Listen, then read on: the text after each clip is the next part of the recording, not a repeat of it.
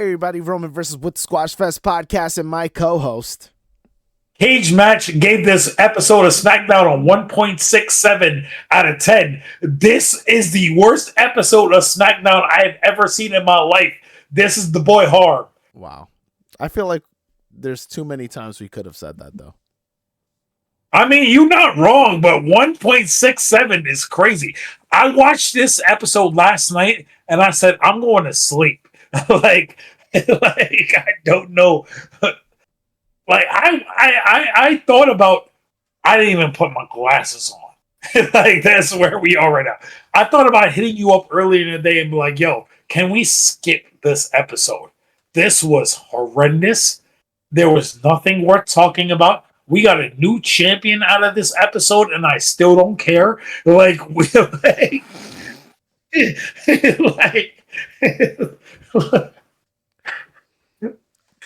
oh God.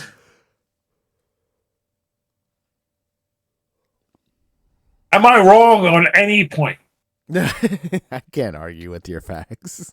Brie Bella apparently got hurt, and I thought, thank you. How? Not Brie. I'm sorry, Nikki. Nikki makes sense because at the end of that match, it was Nikki. It wasn't Brie. It was Nikki. Nikki makes sense because at the end of that match, she was nowhere to be seen. Yeah, Nikki apparently got hurt at some point when the Lash Legend Nia intervention came, and then they sent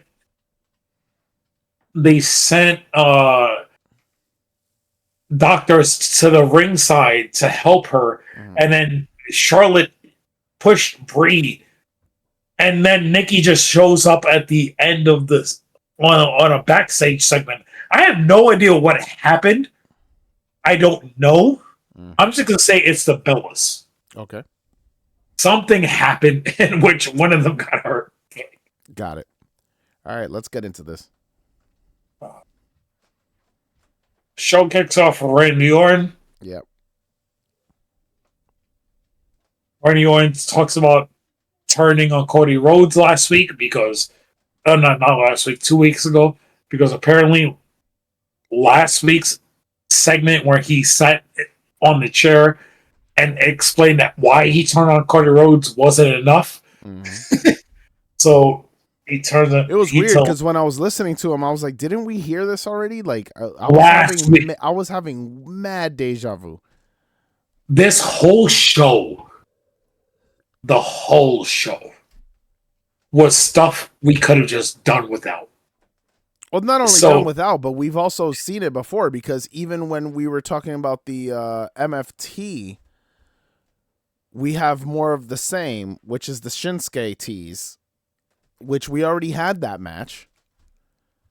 You know what I mean? Like, I don't know what's going on. The only backstage segment that made sense in that point was to try to get Hama to challenge Carmelo Hayes for the United States Championship on the open challenge that happened on last night's SmackDown. Yeah. But that didn't happen. Yeah.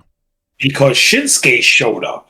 Yeah. And yet we got your doppelganger to challenge for the United States Championship. And not only challenge for it, but win it. Yeah. We gotta get into that in a second. Yeah, it's fine. Oh God. So Randy comes out, says a lot of the same things. Cody released the demon in me, released the voices in my head. Same thing we got last week. Mm-hmm. And while he's talking, Matt Cardona's music hits. And we get the Matt Cardona the not the vignette, but they show us what happened last week where he steps on Matt Cardona's arm, quote unquote breaking a bone in his arm. So Matt comes out, bandaged up on his arm, hits Randy with a mic and says, which you brought up last week that suddenly this is a steel reinforced microphone that's knocking people out every week. Why? What are we doing? Because Randy took that and he sold the crap out of that hit. He really did. I'm just like, all of a sudden, the microphone, because we were talking about Punk and Roman when I said that. Yeah. Because when Roman hit Punk, no, it was Jay that hit Punk with the mic. And all of a sudden, Jay was like, I don't know, all of a sudden, Punk was like, oh shit, I gotta sell this crap. Right? So this week, Matt Cardona, although he just got back from his expedition from TNA, all of a sudden, because that's what TNA is right now. It's a WWE expedition. He came back from his. I gotta set up for this. I'm sorry. He came back from an expedition from TNA, and he hit Randy with the mic, and Randy's like, "Oh shit, I gotta sell this mic shot." So then Randy gets in the back, and then Randy's like, "Oh, did you see what Matt Cardona just did to me, Nick Aldis?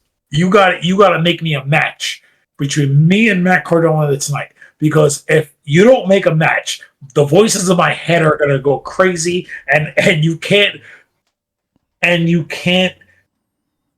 I can't be reliable for what I'm gonna do to Matt Cardona if there's not a match, bro." You broke his arm last week. Mm-hmm. And he mentioned that. He goes, "Did you see what I did to him last week? That's going to be nothing compared to what I do to him this week." I'm sorry. When in wrestling history has an attack on somebody not led to an attack that led to a match? Mm. That's how I took that. I'm like, wait a second. Randy, you're saying because you attacked somebody last week and that person got their retribution, Now because he got his retribution, you need to go out and demolish this person. That makes absolutely no sense in my.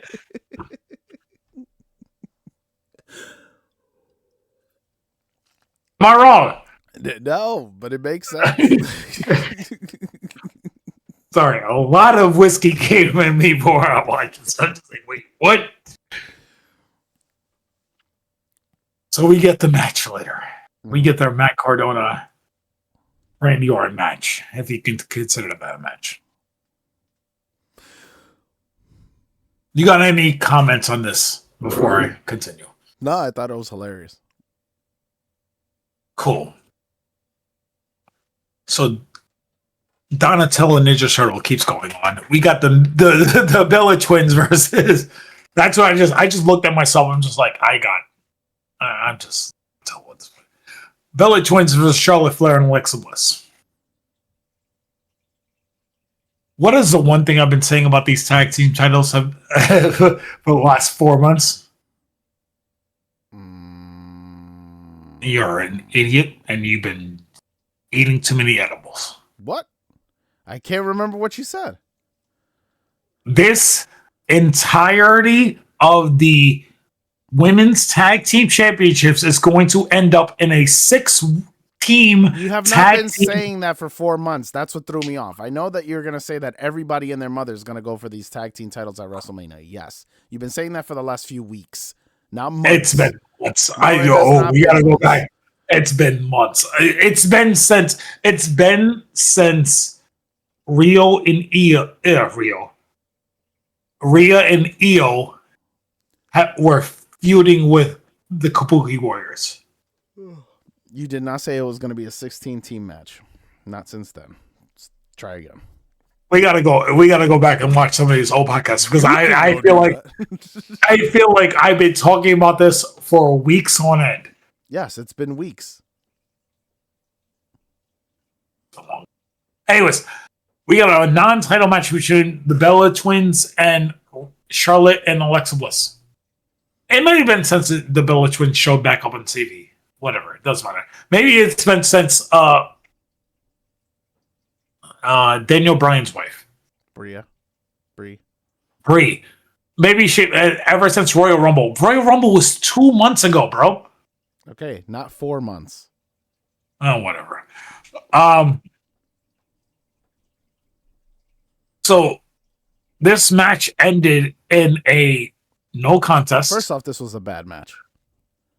Brie can't have a good match. I was watching her wrestle Charlotte, and I said, if Charlotte can't bring the best out of these two, then nothing. It's not these two. It's not these two. Charlotte is the best women's wrestler of all time. It's either Charlotte is the LeBron James of women's wrestling. Becky Lynch you just inadvertently said LeBron is the best of all time. No, I didn't say that. You basically just said that. Hold on. Charlotte. You said Charlotte is the greatest of all time. And then best. No. There's a difference between best and greatest. Oh my god. And I'll have this conversation in a basketball context when we do it. Oh my god. Charlotte is the best. Okay. LeBron is the best player I've ever seen. Okay. He doesn't make him the greatest player I've ever seen. Okay.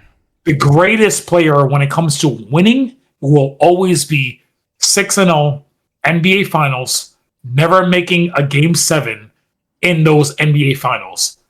6 MVPs.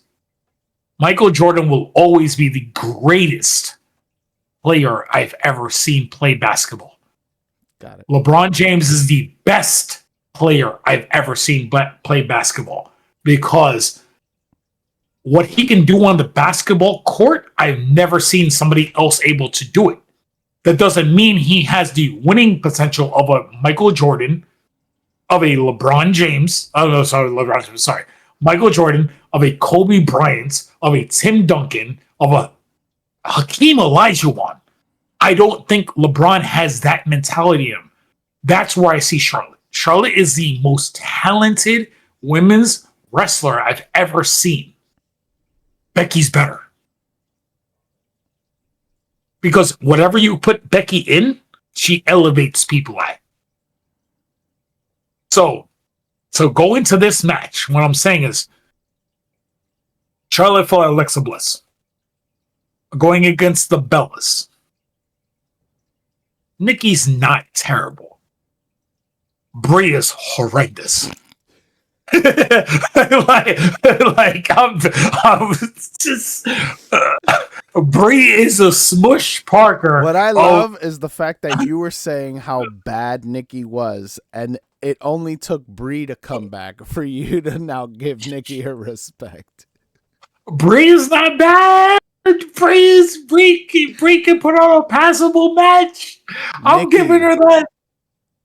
I'm sorry. Nikki can put on a passable match. Nikki can have passable matches. Brie? Oh my God. Brie is a Kwame Brown.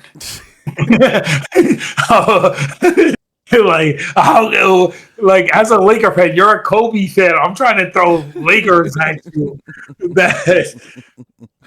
Brie was horrendous in this match, bro.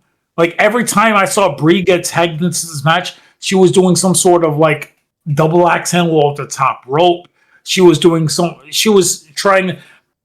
Alexa is a double jointed gymnast from when she was in college. So her arms bend in a weird way.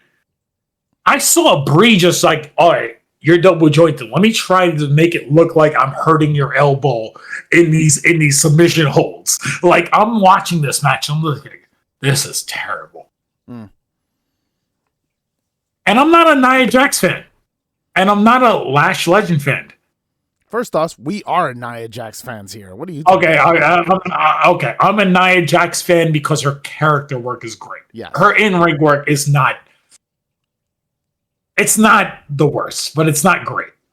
I love Nia as a character. I love her as she fulfills a role in WWE Women's Division that no one else has. Mm-hmm. And that's why I love Nia. Because she is that big domineering force. But their promo when they came out to the ring because we're still supposed to believe the Bellas are baby faces because they're getting cheered by the crowd, even though they're wrestling as heels. Yeah. When Lash and Nia came out and cut that promo as heels, I'm like, this is fucking stupid. This is nothing. Why do I care? That's the way I took it. If you want to make Nia and Lash the one heel tag team going to this match, I get it. Because regardless of who takes those titles off them at Mania, you'll feel good about it. No one cares, or at least I don't. No one cares about the Bellas. If Asuka and Kyrie win the titles at Mania, cool. I love Asuka and Kyrie, but I'm not gonna really be excited about that. And then you finish this match for the third week in a row with a non-finish and then a save by a babyface team that's not even supposed to be on SmackDown to begin with. Yeah. That's where I was like, what the fuck is this?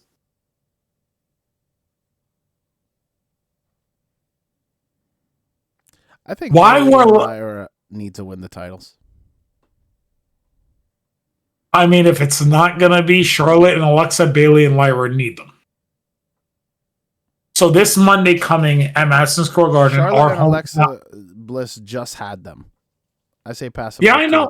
I know. I get that. Charlotte is and the way they've been disrespecting Bayley, she needs it. So Bayley, and you know how I feel about this. Bayley is in number 4 when it comes to the 4 horsewomen. Bayley is the most disrespected of them all. Bayley might be the most solid of them all because she can do anything and get it over. Bayley was not at WrestleMania last year. You think Bayley is not the most solid of the 4 horsewomen? Charlotte, Sasha? No, I agree with that point. I don't think she could get anything over because she did not get that split personality over. They had to kill They didn't give it a chance. They had to kill that. It wasn't working.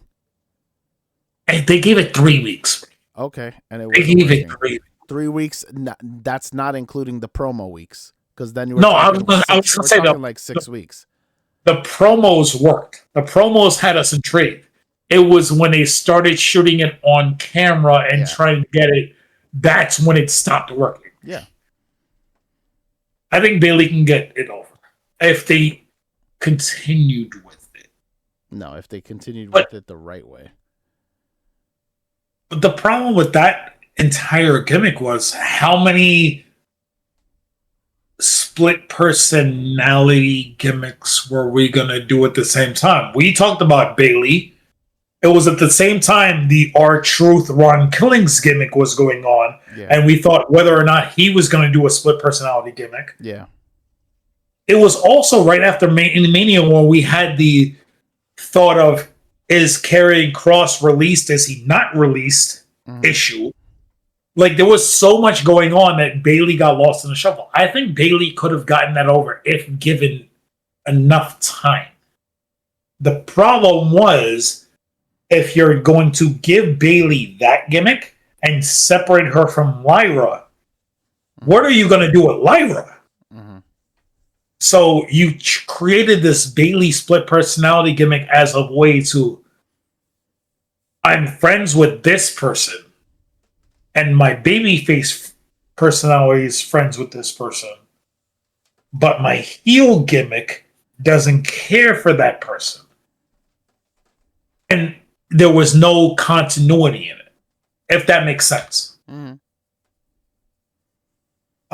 Yeah, so we're just gonna. I'll get back into the match. It doesn't matter who wins. Disqualification. For the third week in a row, the heels Lash and Nia get involved in the match. They break up the thing because they don't want to defend their titles. No, the Bellas won. Oh, the Bellas won because Lash punched Alexa in the face. Yeah. Sorry, it's been a long 2 days. So Lash punches Alexa in the face. Yeah. Brie gets the pinfall. Mm-hmm. And then that's what Charlotte takes offense to. And then Nia and Lash get into the ring. And for the third week in a row, they try to beat them down. Yeah, and that's when Bayley and Lyra show up because even though they're not Raw, they're not SmackDown superstars, they happen to be on the show to make the save, which made no sense. Yeah. And then that's when Charlotte pushed Brie down because the doctors were trying to deal with Nikki.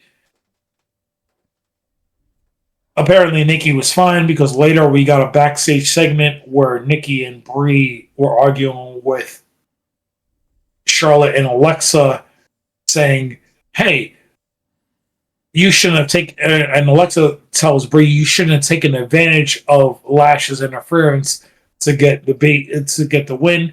And Brie tells her, "We only came back here to get the tag team titles, and we're going to take every chance we get." Alexa steals her flannel because Brie is married to Daniel Bryan, so she has to be the lumberjack. That's the way I took it. And then she goes, "Hey, my flannel!" And then you can hear Charlotte yell, "Give her flannel back!" And then they just leave. We're gonna get a weird 6-team tag team match, maybe 5. It doesn't matter. Like, this WrestleMania build has been so bad. Like, I don't like. What do you got on this? Nothing. That's it. We talked about it. We didn't talk about nothing. I went on for 10 minutes. I said Brie was pretty bad in this goddamn match.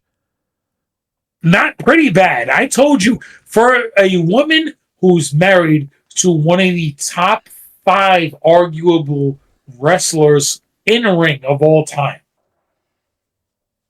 She's married to Bryan Danielson, who's a that don't top mean that they 5 reps together. What is wrong with you?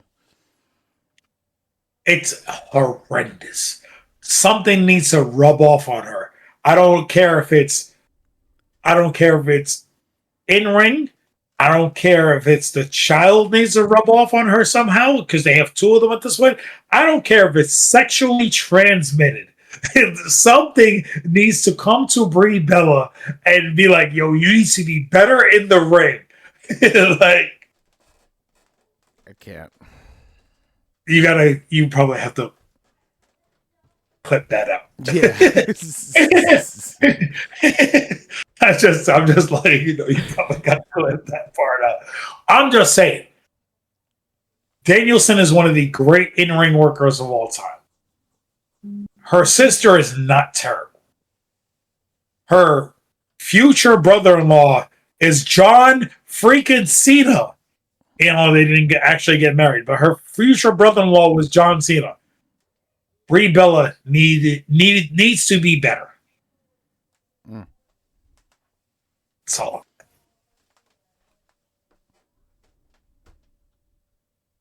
We got to talk about this Rhea Ripley BFAB segment. Yeah. All right, so Rhea Ripley. So let's talk about the backstage first. So in the back, R-Truth is. That was hilarious. It was funny, but he just looked like my dad again. Wow.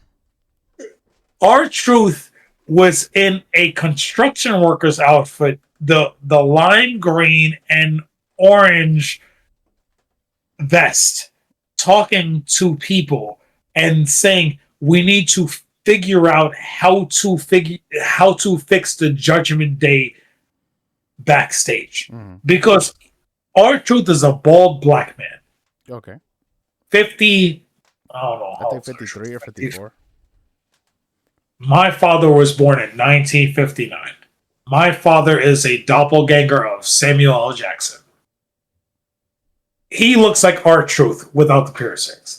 So, and he does construction. So when R-Truth is talking about we need to build the backstage, all I saw was my father saying, "We got to build an outside for you." So Priest shows up and he goes, "Priest, he goes, Truth, what are you doing?" He goes, "Oh, we won the tag team titles. We gonna get the Judgment Day back together."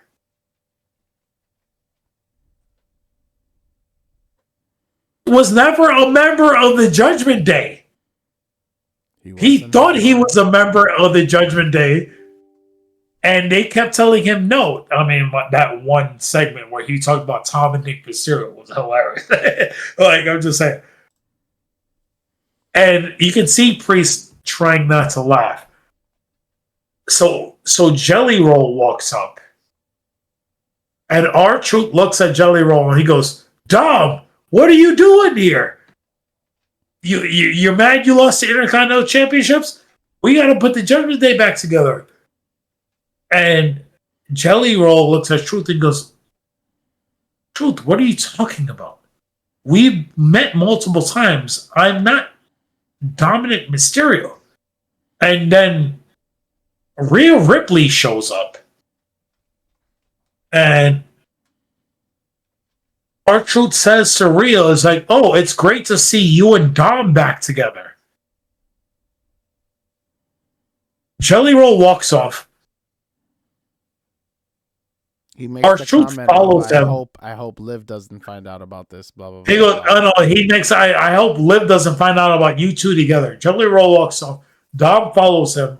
Rhea tells Damien, I'm happy you got your championship. You got more gold, but I'm gonna go out and get mine. Damien says, yeah, you better deal with this Jade Cargill situation. Get your championship back. And she walks off. This whole show. Horrendous. So then she goes out to the ring. And she starts talking about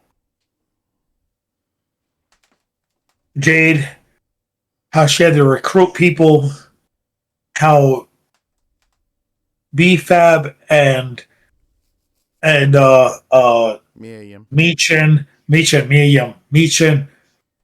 were never good enough to do anything on their own, so they had to follow Jade in Jade's shadow.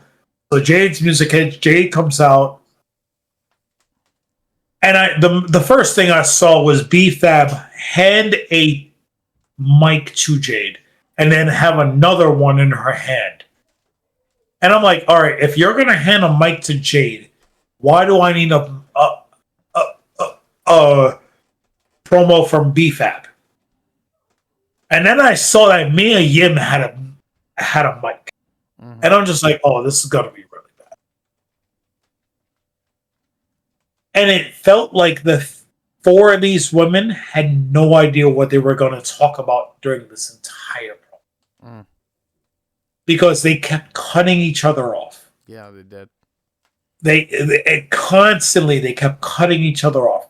And it came down to Rhea basically saying, I'm going to take down every single one of your people until I get to you. It was 4 or 5 minutes of that.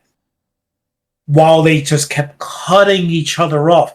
Mia Yim said, hey, I've been grinding for 20 years the same way you have, Rhea, and yet you got all the opportunities. And I felt like somebody told her to say, Rhea, you talked about Jade last week or 2 weeks ago getting the opportunities while you were grinding on the indies in Australia. So let's talk about how Mia Yim was in TNA for years and didn't get the opportunity in WWE.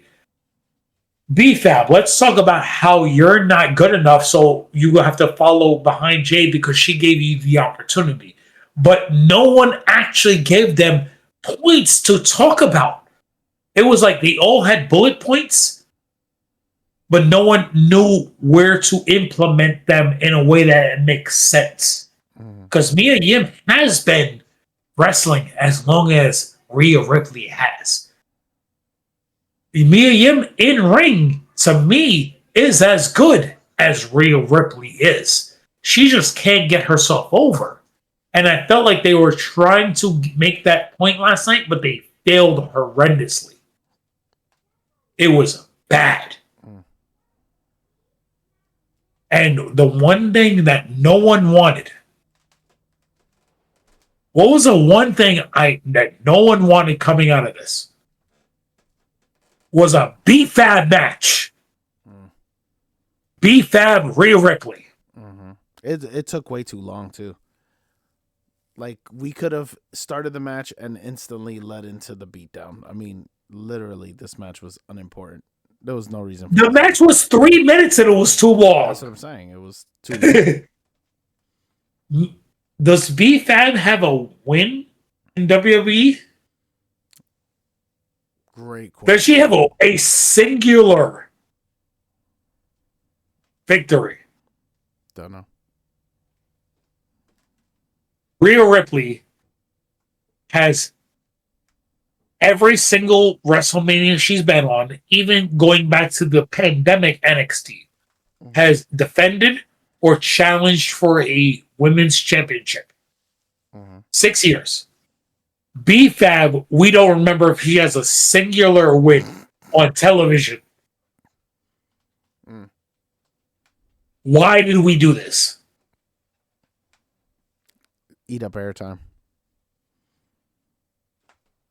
I agree with you. To eat. The three of them beat down Io. Beat down Rhea at the end of the segment again.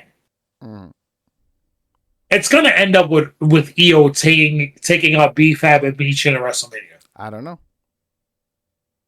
It's one. She had the Io thing in her hair again. But she's stuck helping Stephanie, who doesn't care about her. Yeah, it's gonna end up with Rhea winning that title and Io having to help her. I can't see anything else. What are you doing with? I'm gonna ask you a question.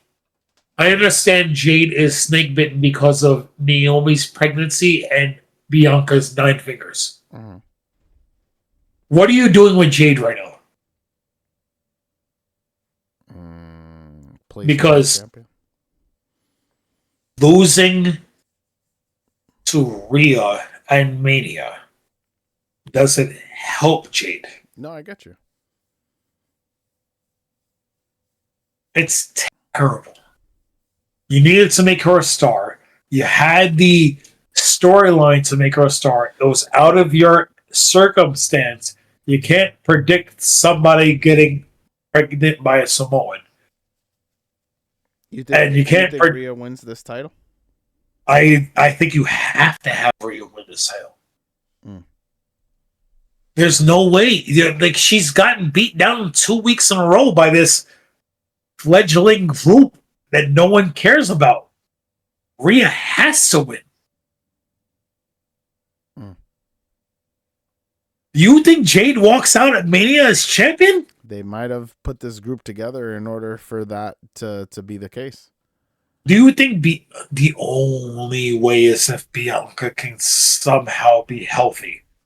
And I see healthy because her finger looks like this. So reports are saying that she's started some activity right now, but that they're likely to use her at Mania without doing any real doing a match. Yeah, I can see Bianca coming back and hitting a moonsault or something that doesn't have anything to do with her hands, right? I still think Io has to be involved. Right? Io takes out one, maybe Bianca takes out one, and Rhea hits a riptide on Jade and gets the pinfall. Maybe. It's just like, I don't get this entire storyline for Rhea, because I feel like you're just wasting a year of her.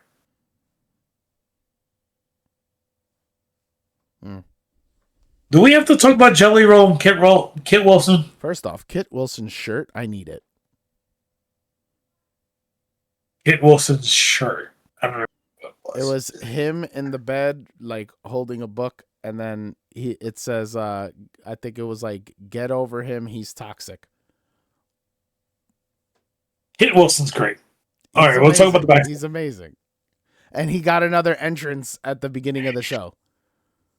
They had him in the stands just reading a book, writing in his, his little journal thing, his poetry. Hits in the back talking to Mike Mizanin. And Miz is talking about how he doesn't believe in curses, but things have been happening to him all week long. Miz needs new red bottom shoes, I'll tell you that much. You saw the gum, right? Like, Yeah. he's like, I stepped in gum. So I don't remember what else is that. I just remember the gum. The And he goes, gum that's not and Chris. that something was supposed to be shipped to him and it got shipped to some other country or whatever. Oh, Somalia? I don't Yeah, remember. something crazy. Whatever. Doesn't matter. Last week was funnier when he said he was in the middle seat. Yeah. But he goes, yeah, no. You proved he looks at Kit Wilson, he's like, last week you proved to yourself you don't need me. So go out there and motivate, inspire, zone in, or whatever the hell the biz Something thing close to is. that, yeah. It's close to that. He goes, motivate, inspire, zone in. You got this. So he goes out there and he has his jelly roll. He has his jelly roll match. How are you skipping over Danhausen? Oh yeah, Danhausen comes out. Danhausen curses Kit Wilson. I love Danhausen. I need a Danhausen shirt. Hellfire Club doesn't do justice.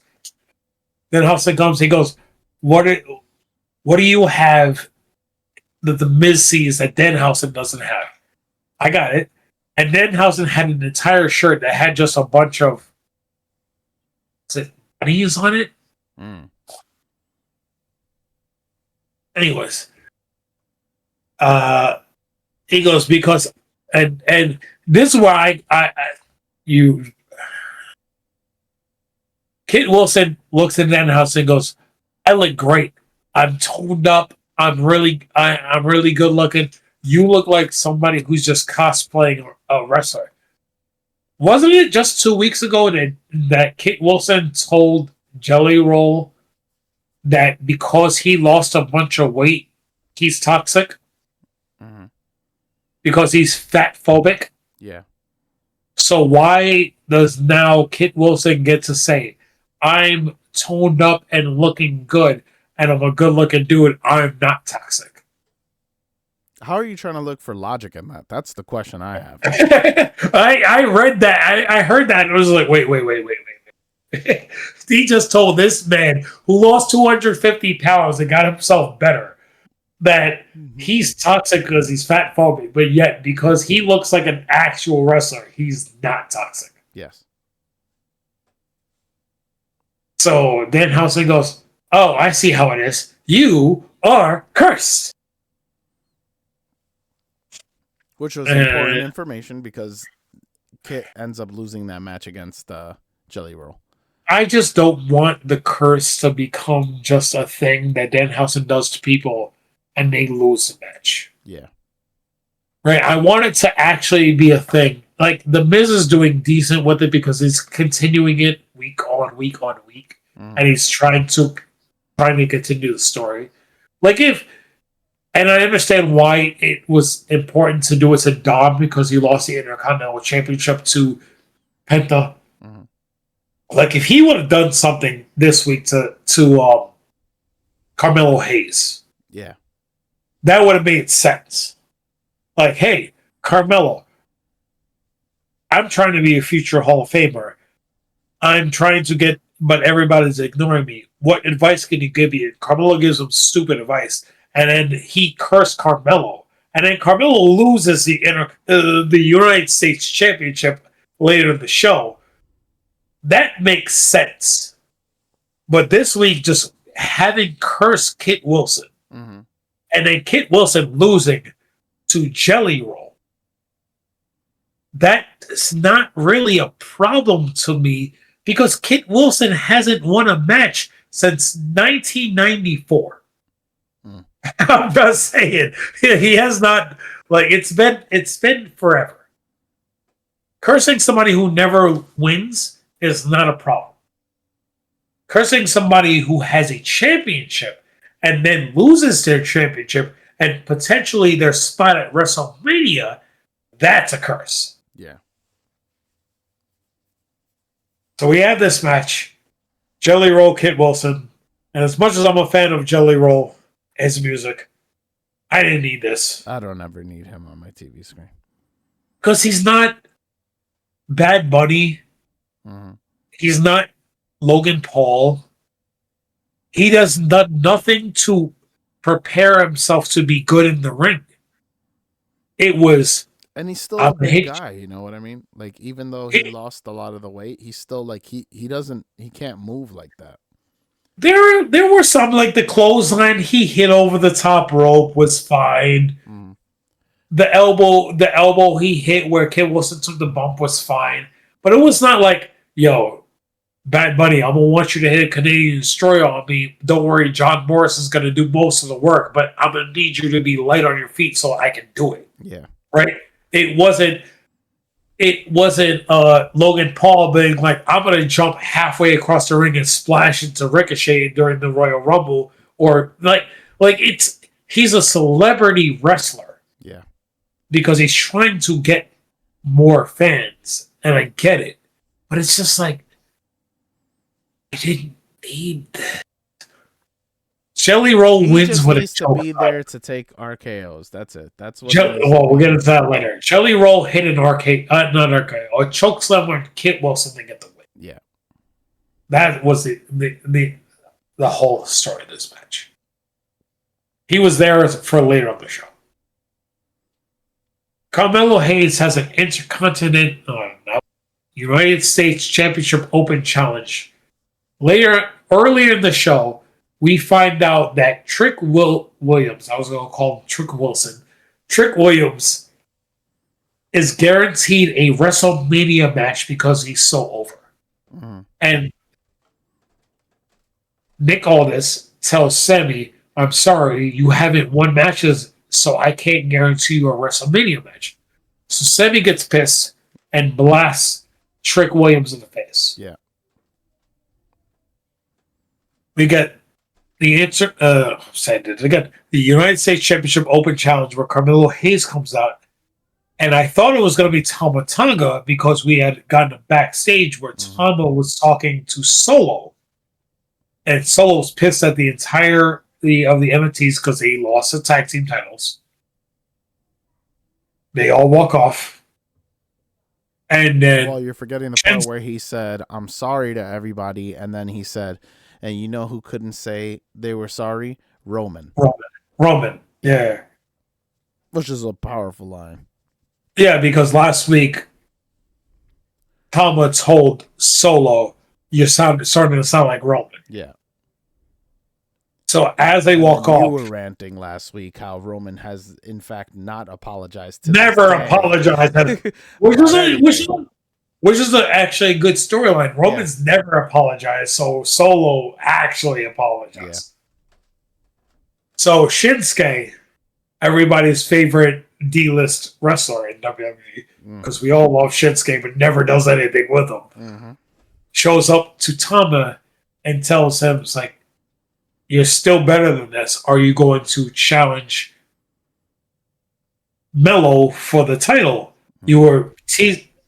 And then as he's talking to him, Tonga Hikuleu just walks in there and is like, do we have a problem here? And Shinsuke's like, no, he walks off. And then you could see Tama being like, Tama Tonga is the guy. Yeah. Like, I think he's the guy. I've always said he's I said this while Roman was big dog Roman Reigns that came out in the vest. Tama Tonga in New Japan was the version of Roman Reigns I wanted in WWE. Then we got Tribal Chief Roman and everything changed. Tama, to me, can be a superstar in WWE because he has that kind of personality. We need to get Tama in that mid-card title reign.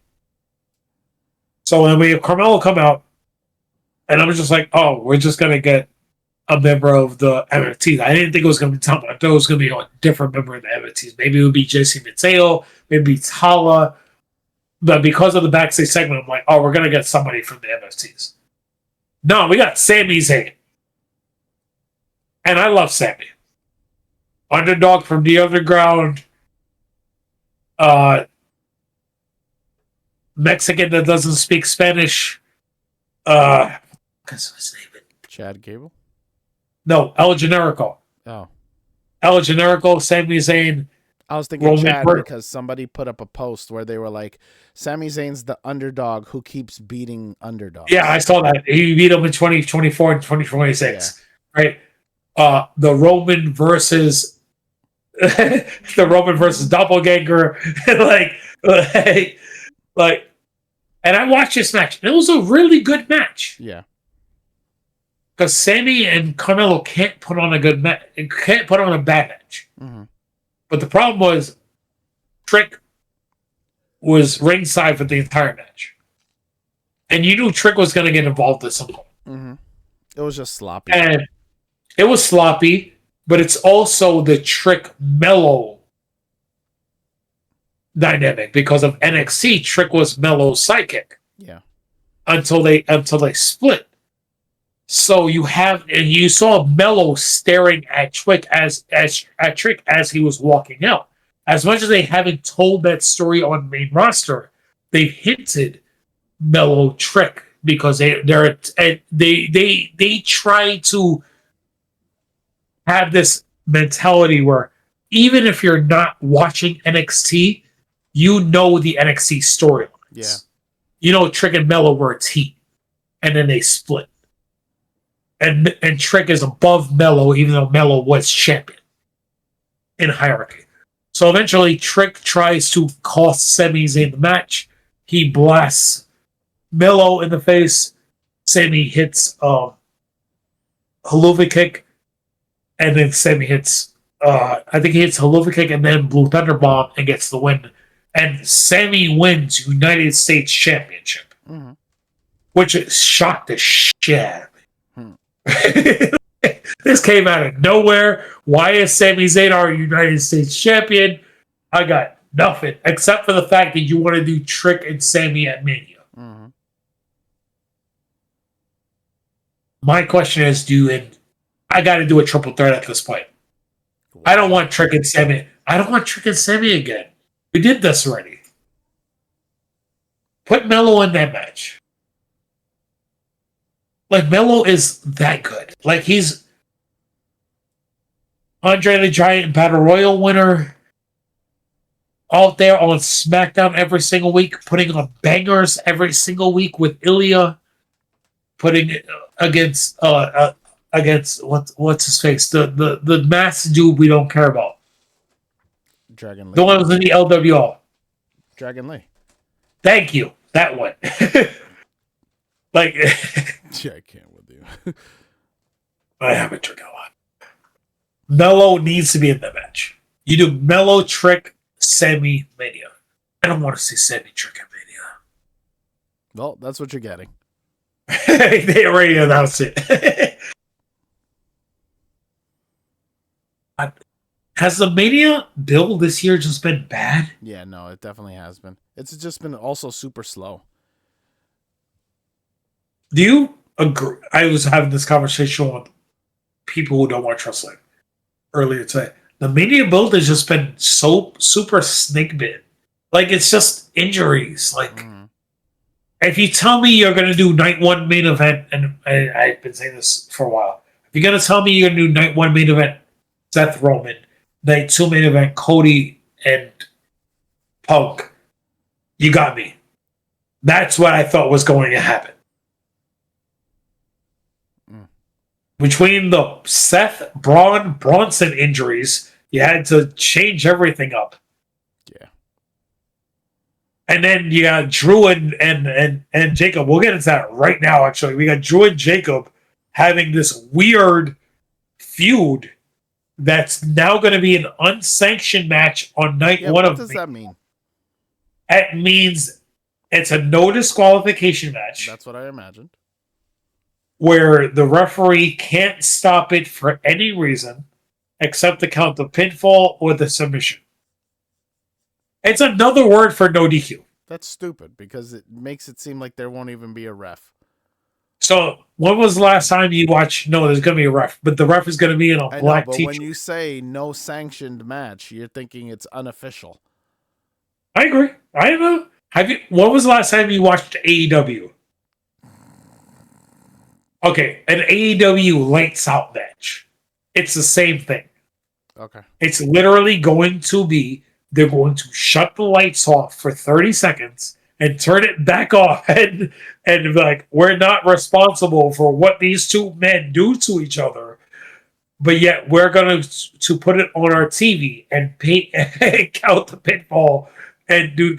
It doesn't matter. It's a no DQ match. Mm. It's another word for no DQ match. So we're gonna get Drew versus Jacob Fatu in a non-sanctioned match. I'd also at this moment like to take the time and say, you know what, AJ Styles, you piss me off because nobody told you to tell Jacob to start taking off his shirt because that is annoying. Jacob looks amazing without a shirt. No, he does not. Stop it. He looks much better without a shirt than he did before. I can't.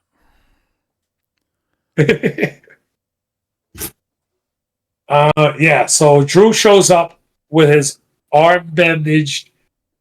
Jacob shows up with his ribs bandaged. They go to fight. Nick Aldis says, no, we're not doing this. Neither one of you guys are medically cleared. But if you want to fight at WrestleMania, we'll have an unsanctioned match. Okay. It's fine. Whatever. Drew deserves better. I think they both. And I love Jacob. I love Jacob Fatu. I think he's going to be new Umaga. I think he's going to be a huge star in this company. This is his first Mania. No, his second Mania because he won last year. He won the United States Championship last year. Mm. Whatever. Like this, they both deserve better, and they're both been. The Cody Rhodes story for the last 6 months has just damaged them both going to this Mania. All right. Julia versus Tiffany Stratton. Tiffany Stratton. Now, here's a match I wanted to talk about. Do you actually really? Yes, because of the fact that Julia actually got a real win. I mean, you're not wrong. She got a real win over somebody. Somebody that mattered. Does Tiffany matter? Yes. Tiffany's a name. Regardless of the fact she's not hot right now, she's cold, but she's still a name. It was her biggest defense, I would say. You can say it was a defense, but it wasn't a defense. They announced this because they announced this early in the week as a United States Championship title defense, and then going into the match, it was no longer a title defense. It was a non-title match. Oh, I didn't peep that. She just got a win. Well, they literally took the title off. She got a win. I mean, don't get me wrong. Julia getting a win is huge. Yeah. But it was not a title defense. Whatever. They took that away. Julia is one of the top 10 women's wrestlers in the world. I would say 5, but it's getting harder and harder to defend that on a weekly basis. She's one of the top 10 women's wrestlers in the world. She signed with WWE because obviously Japan doesn't pay any money, and she wanted to be on the big stage. They've done nothing with her since bringing her up from NXT. Mm. They put a title on her right away, took it off of her, put it back on her, and had nothing to do with her. A win over Tiffany Stratton is huge. I agree with you. She's not going to be on Mania this year because her and Kiana will not be in that women's tag team championship turmoil gauntlet, whatever they're going to do it at that match. She will not be on Mania this year. So what are we really doing with her? Tiffany Stratton will also not be on WrestleMania this year after beating Charlotte Flair last year at Mania, which is a huge drop-off for her because Charlotte is the best women's wrestler of all time. And that's a huge drop-off for her. Yeah. What are we doing with the women's division if the main event scene of the women's division comes down to Storm, who can't wrestle, Rio, who we have nothing with? Don't roll your eyes at me. I'm still going. Storm and Rhea in a match no one cares about. Mid-card championship match on on Raw between the greatest women's wrestler of all time and a woman who hasn't had a singles match in 10 years. Sorry, she had one now. A woman who hasn't what women's match in 10 years. Who's the Raw Women's Champion? Oh, I'm sorry. Liv and Stephanie are having a match. Yeah. I totally forgot about that. That'll be fun. Well, what are we doing with the women's division? On SmackDown, it's almost non-existent. It's 2 people right now because everybody else is caught up in other crap. And now you took remember, they barely even got baby faces now on SmackDown because they just turned Mia Yim and B-Fab. So they have like nobody. There's nothing there. You took a Raw baby face and put her on SmackDown. They have 0 baby faces on SmackDown. And Jordan Grace is out with an injury. Oh, wow. And Jordan Grace is out with an injury. Yeah, they got like nobody. They got nothing on SmackDown. What are we going to do? They better call up like... I was just going to say that we're going to have to call up some people. Soruka. Even though they kind of did a double turn this week on NXT. I thought Zarya kind of turned babyface on NXT this week. But they're going to have to call up Soruka. They're going to have to call up Thea Hale. You have no idea who these women are. No, I know who Soruka is. I know who Zarya is. I don't know who that is. Okay. And they might have to call up another one just to get it. Unless they move... Oh, they might move Maxine to SmackDown. You move Maxine to SmackDown and you put Natalya into the mid-card women's division on Raw. If AJ defeats Becky at WrestleMania, you do AJ. Happens, I agree. I just this women's division is terrible. Matt Cardona versus Randy Orton. We got to describe 2 minutes of this match? No. Okay. Is Matt Cardona the worst signing WWE has done since Rusev? No. Who's worse? I don't know. I'm just saying he's not that bad. They signed Matt Cardona. Oh, did we talk about how he hit Randy with the mic? Yes. That was how we opened the show. I don't remember. Matt Cardona and Randy Orton have a match. Randy Orton Squashfest Matt Cardona. I'm sorry, I'm putting it in there. This was 3 minutes. Randy Orton defeats Zack Ryder. RKO stomps. No offense. Over. And then Cody comes out. Nosy ass Cody. I mean, he got his ass beat 2 weeks ago, so I'm not gonna call him salty Cody this week because he got his ass beat by Randy Orton. So he comes out.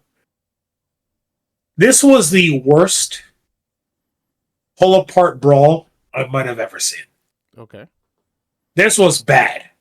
These 2 dudes came out. The punches looked fake. The pull aparts looked fake. The brawl looked fake. This was horrendous. If you told me that Orton would have done to Cody last night what he did to him 2 weeks ago to get the blood on him,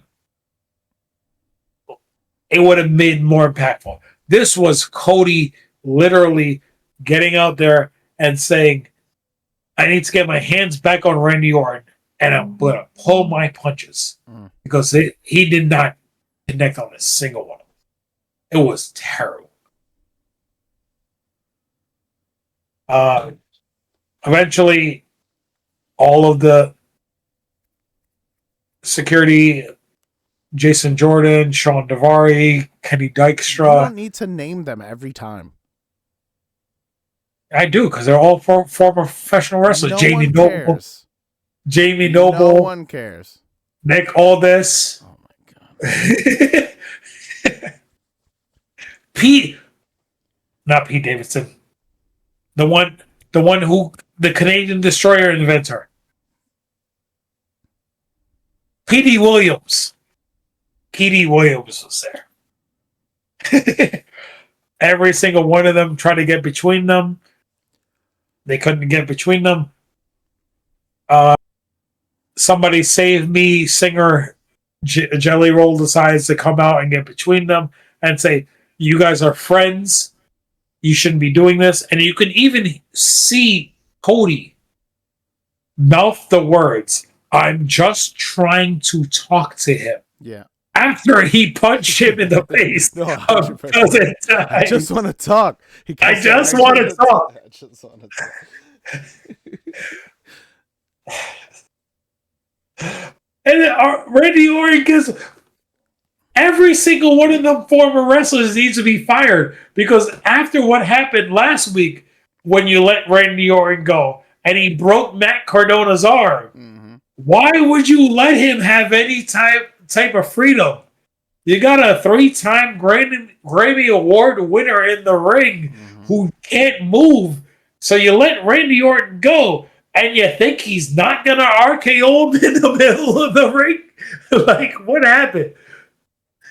So Randy Orton RKO's Jelly Roll, and then gets out like he did something big.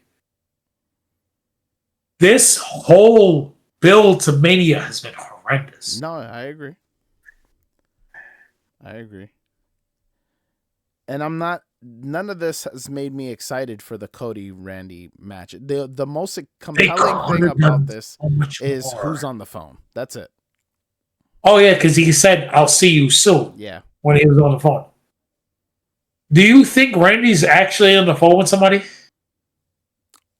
Okay. I've seen that theory.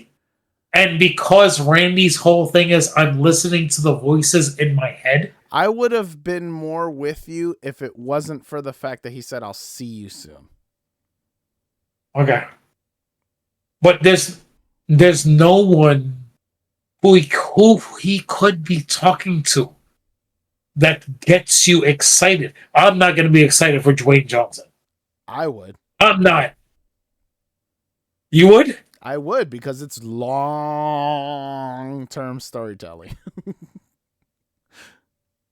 3 years at this point? Like, I don't even... Yeah. Was it last year? I don't even remember. I don't. If it's not The Rock. Yeah. Everything else. Fall short. It can't be his father. Dusty's dead. I'm sorry. It can't be Cena. We would not care for Cena coming and talking to Cody again. You have to think heel, though. Yeah, you have to think somebody who's reminding Randy of the Triple H. They've mentioned. But why would Triple H? Why would Triple H be telling? Yeah, why would Triple H be telling Randy to remind yourself of who you are? To take out my golden goose. Flair. Could be Flair.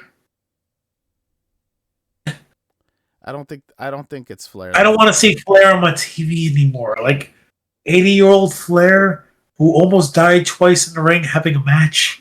Like, I don't want to see Flair anymore. Like, there's no one there. And like, I can understand the concept of Randy saying, yeah, I'm talking to myself. The voices in my head are talking to me. But even that will fall flat. Because why do you input the storytelling device of the cell phone? Right? If I'm just doing and that's another thing. We just got out of this whole thing of Bayley having psychosis and Randy and R-Truth having dual personalities. I don't want to see Randy Orton as a dual personality gimmick right now. Yeah, no. Like it's going back to that gimmick too many times. Ted DiBiase was cleared of all charges. We're not getting DiBiase Jr. Like, I'm sorry, he was cleared of fraud this week. And on top of that, it's like even if you did do a DiBiase Jr. return, doesn't the casual fan even know who Ted DiBiase Jr. is? like that's like you got to be a hardcore wrestling fan to go back to Legacy. Yeah, and that's just me. like, do we bring back Batista? I was thinking maybe Batista. He's the one name I haven't heard. Like Dave Batista shows up. I was thinking about it. Just to give the evolution storyline. But he wouldn't have any kind of I don't see him being healed. With Cody. No, he wouldn't have any type of story with Cody. Yeah. Like it has to be somebody who has a history with both Randy and Cody. And that's where I go. And I don't see anybody who's on roster or not on AEW roster who can do it. Because I would say Dustin. Like, if you're going to bring Dustin Goldust back for a one-off, I can see it, but I'm pretty sure he's still on the AEW roster. But why would he also go against his brother? Oh, we're going to go into multiverse on this one. I'm going to say you don't watch AEW. The Double or Nothing 2019, that match was amazing. But no, that wouldn't make sense in a WWE universe. Mm-hmm. Like it's just been. They need to land the plane on this one. Like, in order for me to care what's happening, you had the story. You had me intrigued. Land the plane. Yeah. Tell me why I care. And if this is bad, it's gonna be bad. Because this might be one of the worst manias in a decade. 5 years. 5 years. I'll say 5 years. Definitely the Paul Levesque era. Because there's just nothing there's nothing I seem intrigued about. No, there's nothing super crazy this year. Punk Roman was probably the better one, but other than that, yeah, but they failed to tell a story, right?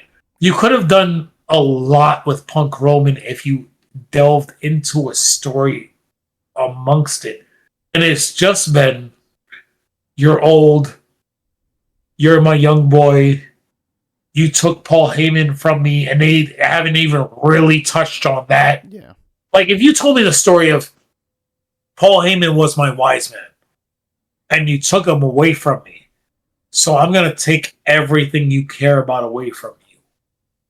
That is more intriguing to me than the story they're actually telling. Yeah. But Paul Heyman is so involved in so many other things right now, whether it be Vision, Brock Lesnar, like that's more intriguing to me. I'm going to take the world championship away from you because you don't deserve it. And that was that first promo Roman said, is like, we brought you back here. And when he said we, he alluded to him and Seth, because Seth said the same thing to Punk originally. They asked us if you can come back. And we said it's okay. Because we're the guys. Roman could have said to Punk, you're champion, not because I want you to be, because you are. And now I'm going to take it from you because that's all you are. If you tell me that story, I'm good with it. If you tell me I just hate you, why do I hate CM Punk? Why? You made my job harder. You blasted me and Seth for a decade while you were on the indie scene, or while you were going and doing other things. You said you want WWE to die while you were gone. You went and joined a rival company that they have not touched on since Punk has been back. You went and joined a rival company to try to kill us. And now, because that failed, you're back here because we gave you an opportunity to be back here.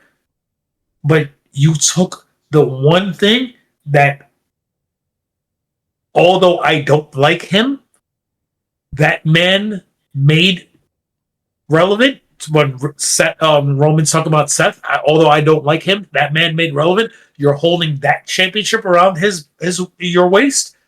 I'm going to take it from you and show you suck and you're not good.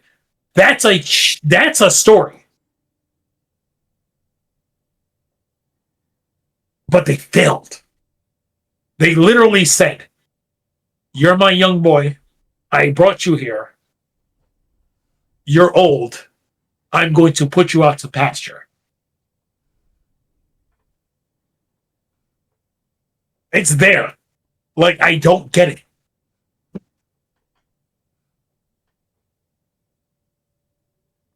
I think you're going too hard with the fact that it was one bad week of promo.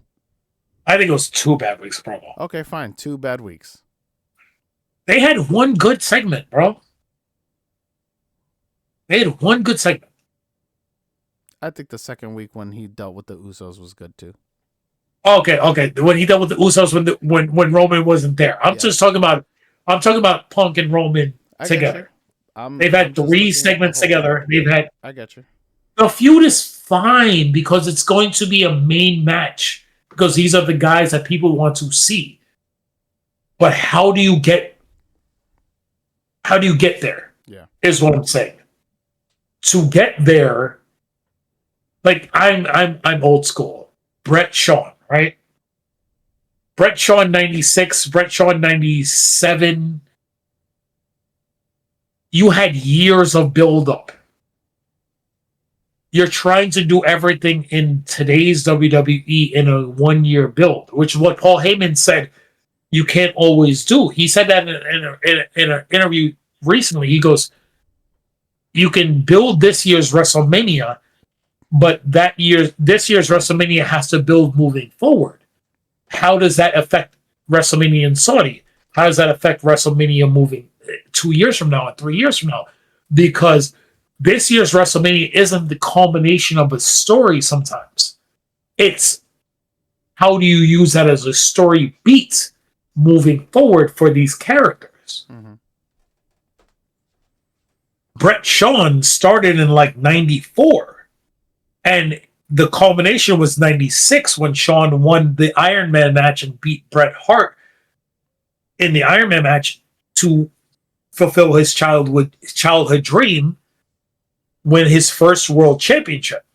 And then, Survivor Series 97 happened. Bret gets screwed by Vince in a real life incident, and that amplifies the story.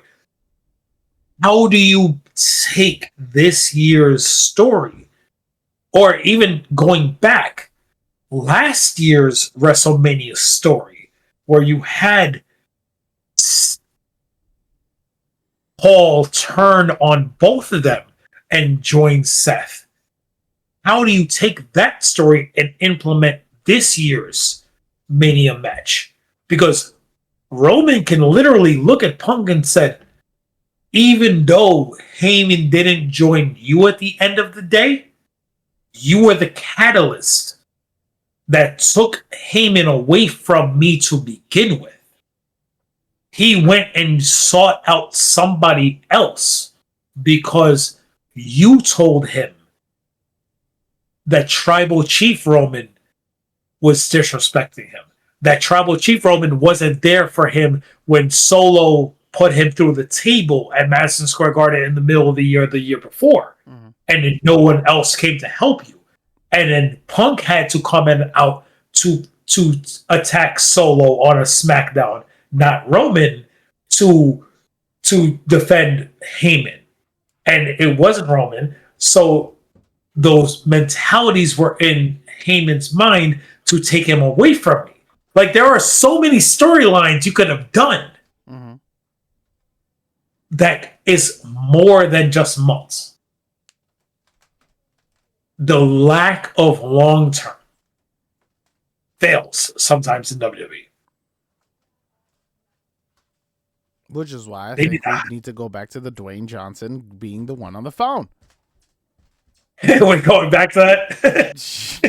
Because that's long-term storytelling. I mean, he gave him the watch. like I feel like he gave him the watch. Like, I guess. I mean, he gave him the watch, and then he said, "This isn't the end." Right? Is what he said last year. The Raw after Mania. Wasn't that the Because we had the main event where Cody beat Roman. Mm-hmm. And then was it the Raw after Mania where we had the Rock? That was the Cody I segment? Want Your Soul. No, that was before. I thought it was after Mania. No, I Want Your Soul was before Cena turned. Yeah. It was after. So After Cody Roman, but before Cena.